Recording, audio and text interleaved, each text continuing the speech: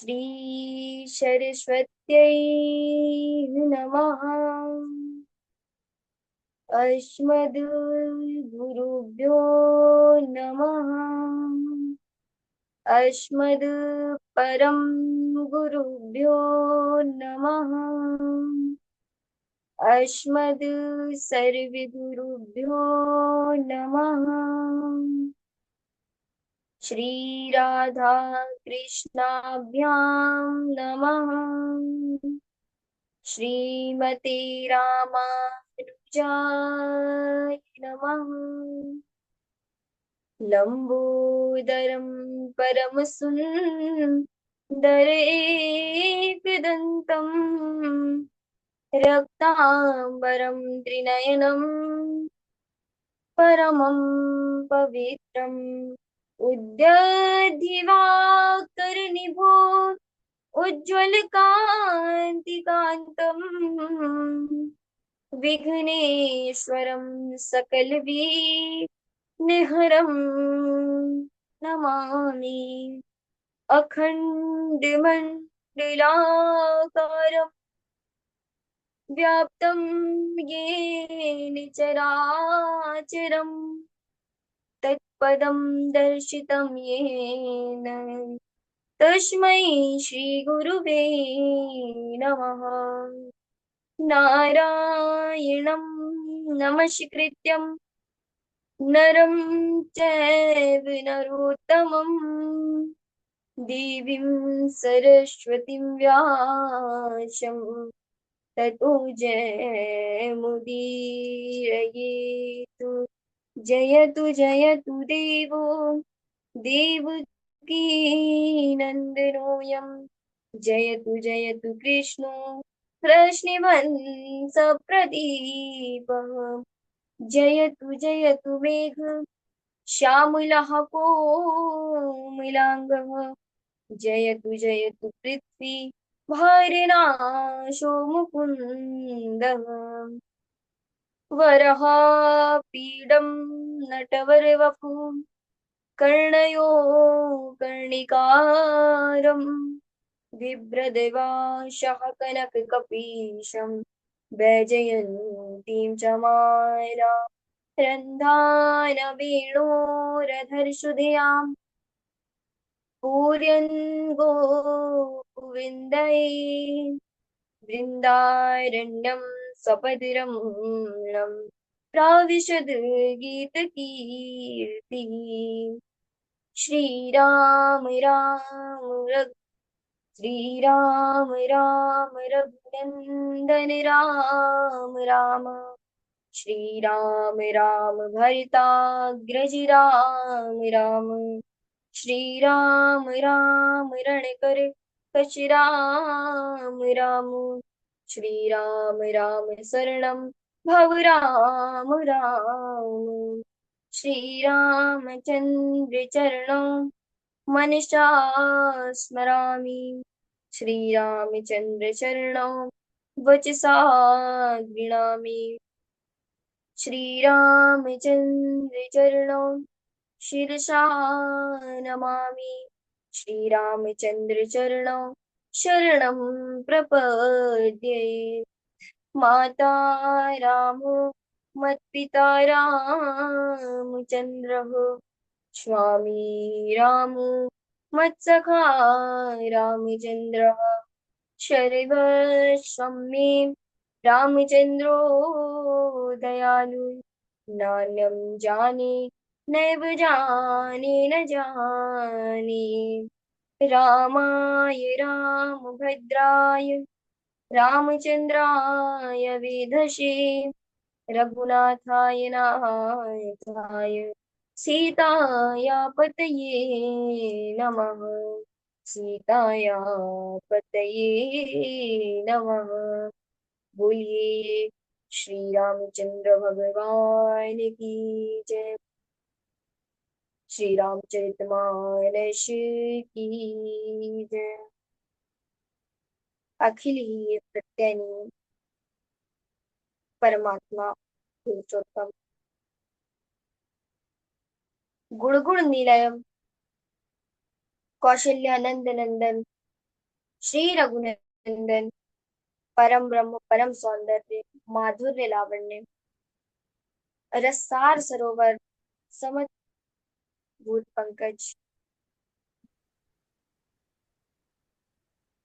कौशल्या आनंद वर्धन, अवध नरेंद्र नंदन, श्री रघुनंदन, विदेह वशन वैजयंती, जनक नरेंद्र नंदिनी, वैदेही मैथिली, भगवती भाषण पराम्बा देवी, माँ सुनैना की आंखों की पुतलिका, विदेह जा जनक जा, जनक राज किशोरी, वैदेही मैथिली, श्री राम प्राण वल्लभी, श्री जानकी जी। इन दोनों श्री सीताराम जी के पावन चरण कमलों पर मुझ दासी का बारंबार प्रणाम।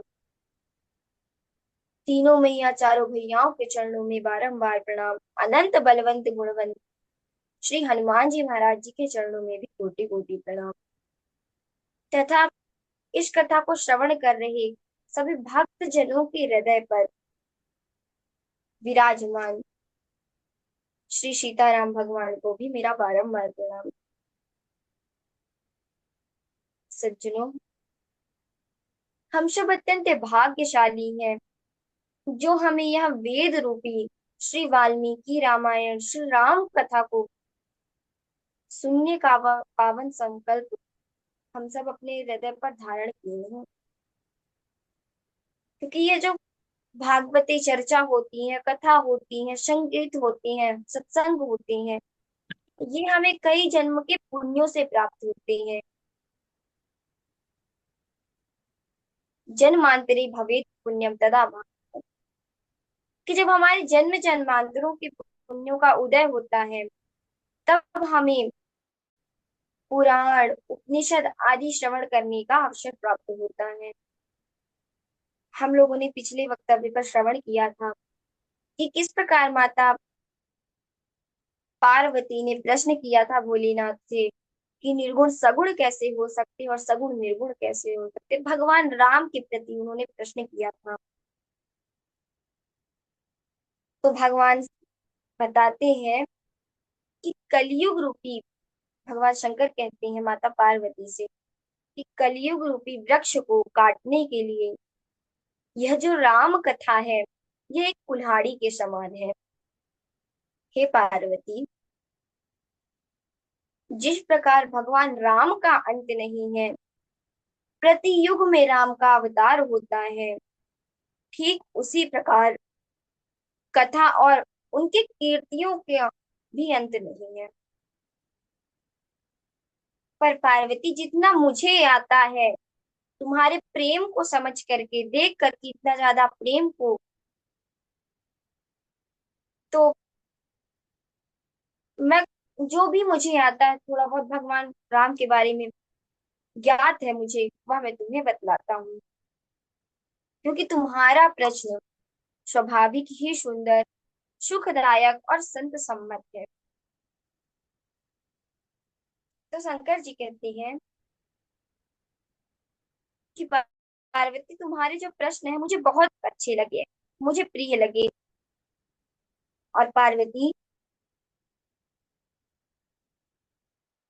पार्वती सगुण और निर्गुण दोनों में कोई भेद नहीं है, ऐसा वेद पुराण आदि कहते भी हैं, संत मुनि ज्ञानी भक्त जन गुरुजन भी कहते हैं।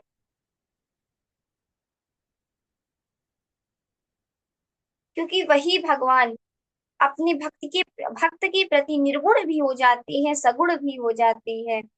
जैसे सूर्य की किरणें, जैसे सूर्य की किरणों में पानी का एवं सीप में चांदी का भास होता है, जबकि यह तीनों कालों में मिथ्या है,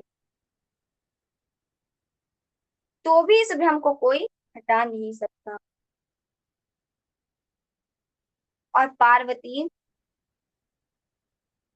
इसी प्रकार सारा जगत भगवान विष्णु के प्रति आश्रित रहता है। भगवान विष्णु, भगवान जो चाहते हैं, जो भी होता है वह सब भगवान ही करवाते हैं। यहाँ भगवान की कृपा, भगवान एक पत्ता भी भगवान के कहने के बगैर नहीं होता। तो जैसे कोई सपने में सिर को काट दे। तो जब तक हम उस स्वप्न से बाहर नहीं आते, जग नहीं जाते, तब तक उस दुख से दूर नहीं होते। सो ही पार्वती, जिन भगवान की कृपा से समस्त प्रकार के भ्रमों का नाश हो जाता है, ये सभी भ्रम नष्ट हो जाते हैं, वही भगवान कृपालु, भगवान विष्णु, वही राम। क्योंकि भगवान एक है, लेकिन उनके जो स्वरूप है वो अनेक हैं। और भगवान का आदि और अंत किसी ने आज तक नहीं पाया है।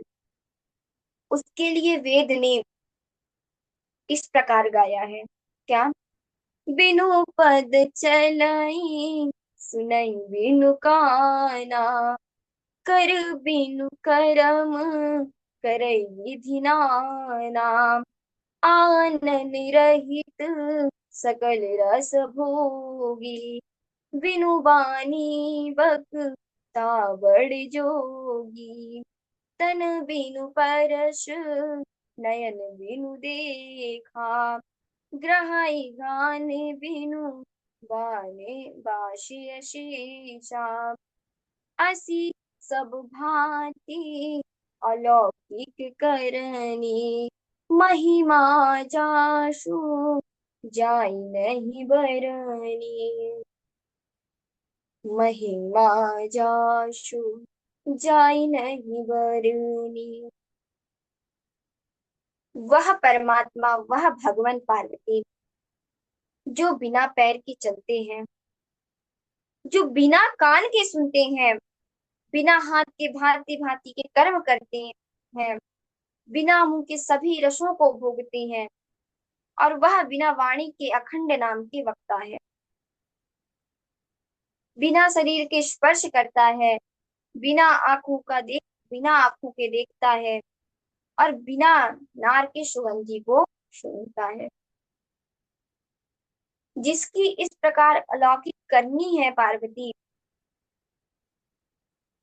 उनकी महिमा का वर्णन नहीं किया जा सकता। काशी मरत जन अवलोकी, जाशु नाम बल करऊं विशोकी। पार्वती, काशी में जिस नाम के बल से काशी में मरते हुए जीवों को देखकर मैं उन्हें शोक रहित कर देता हूँ, वो ही मेरे स्वामी, इस चराचर विश्व के स्वामी श्री राम प्रभु है। देखिए महाराज, राम के बिना भगवान शंकर अधूरे हैं, और भगवान शंकर के बिना राम अधूरे, दोनों एक दूसरे के पूरक हैं। तो भगवान शंकर कहते हैं कि वही प्रभु श्री राम पृथ्वी पर कब अवतरित होते हैं, क्योंकि भगवान का अवतार तो हर जन्म में होता है, हर युग में होता है, पर कब होता है और किस लिए होता है? तो भगवान शंकर कहते हैं, जब जब होई धर्म के हानि, बाढ़ई असुर अधम अभिमानी, करही अनीति जाई नहीं बरनी, शीदहि विप धेनु शूर धरनी, तब तब प्रभु धरी विविध शरीरा, हरहि कृपा निधि सज्जन पीरा। कि पार्वती, जब जब होई धर्म की हानि,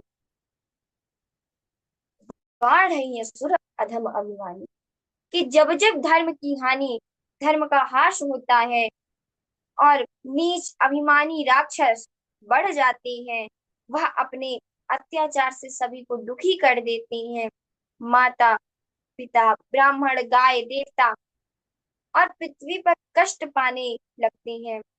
तब तब वह भगवान श्री हरि भांति भांति के रूप को धारण करते हैं, भांति भांति के शरीर को धारण कर अवतार ग्रहण करते हैं। और जो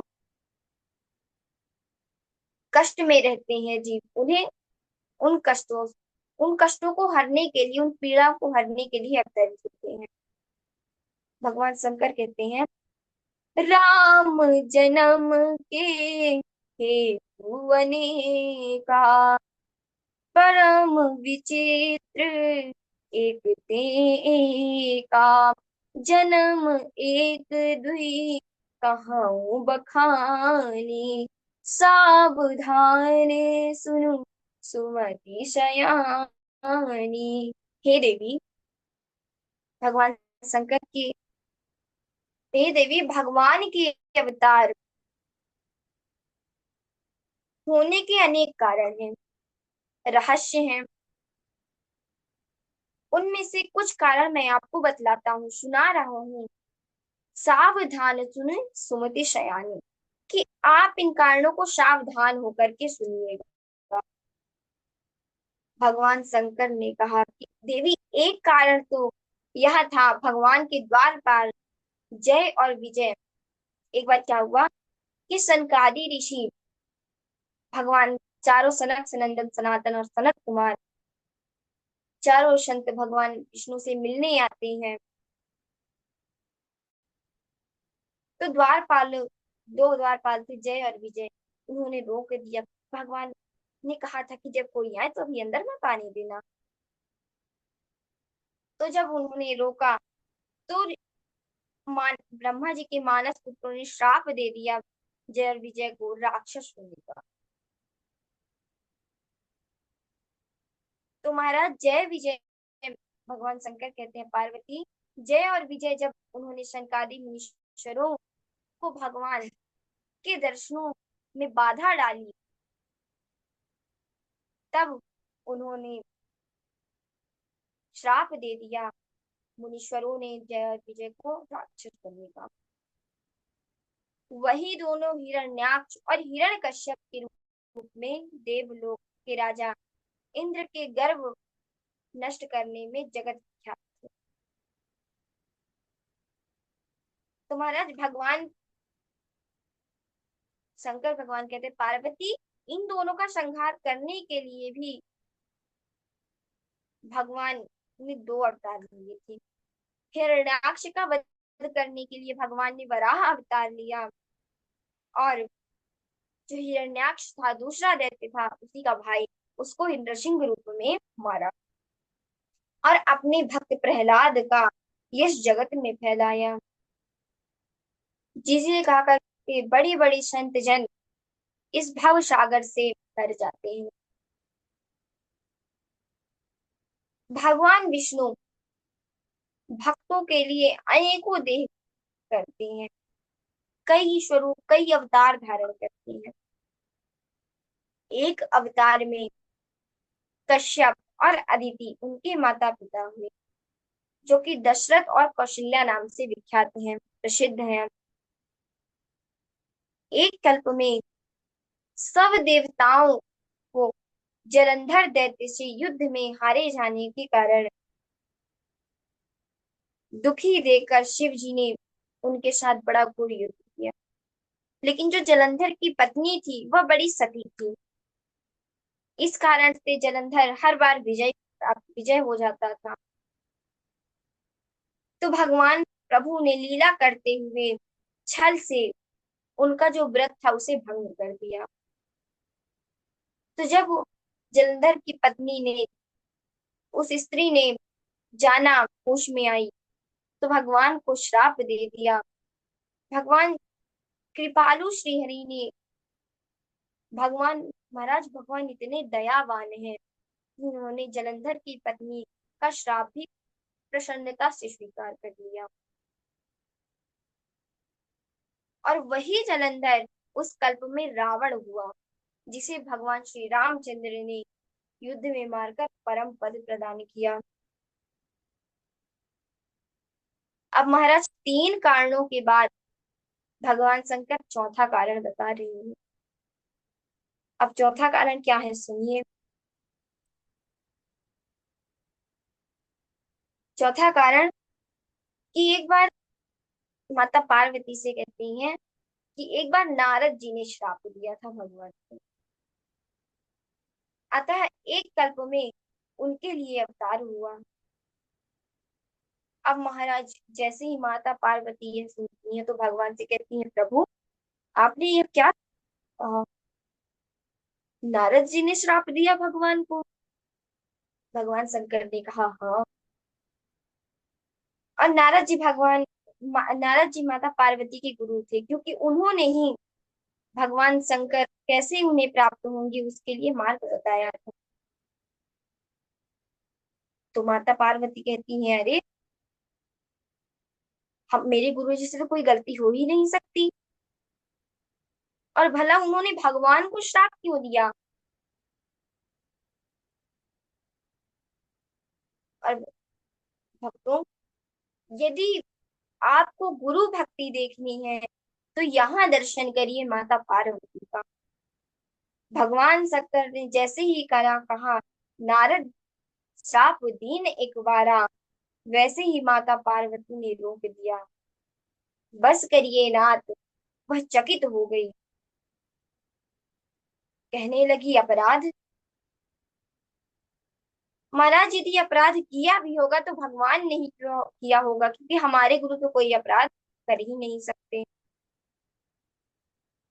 गुरु का स्थान सबसे बढ़कर होता है, इसलिए शास्त्रों में भी कहा गया है, गुरु रे ब्रह्मा गुरु विष्णु गुरुर्देवो महेश्वरा, गुरुर्साक्षात् परब्रह्म, तस्मै श्री गुरुवे नमः। तस्मै श्री गुरुवे नमः। तस्मै श्री गुरुवे नमः। अर्थात गुरु ब्रह्मा, गुरु ही ब्रह्मा है, गुरु ही विष्णु है, गुरु ही महेश्वर है, गुरु साक्षात पर ब्रह्म है। तस्मै श्री गुरुवे नमः। ऐसे गुरु को हम सब बारंबार प्रणाम करते हैं। इतना कहकर अपना वक्तव्य रूपी पुष्प मैं गुरु जी के चरणों में अर्पित करती हूँ, और यदि कोई त्रुटि होगी तो आप सभी से क्षमा भी चाहती हूँ। राधे राधे। गुरु जी प्रणाम। बहुत अच्छा पूर्वी जी, बहुत अच्छा। अभी ये प्रसंग चल रहा था और आपने इसी प्रसंग को बढ़िया से अच्छे से बोला। बहुत अच्छा। ठाकुर जी कृपा बनी रहे, और प्रभु राम भद्र सरकार की बढ़िया से इसी प्रकार अच्छे से तैयारी करके आप सुनाते रहिए। बहुत अच्छा लगा।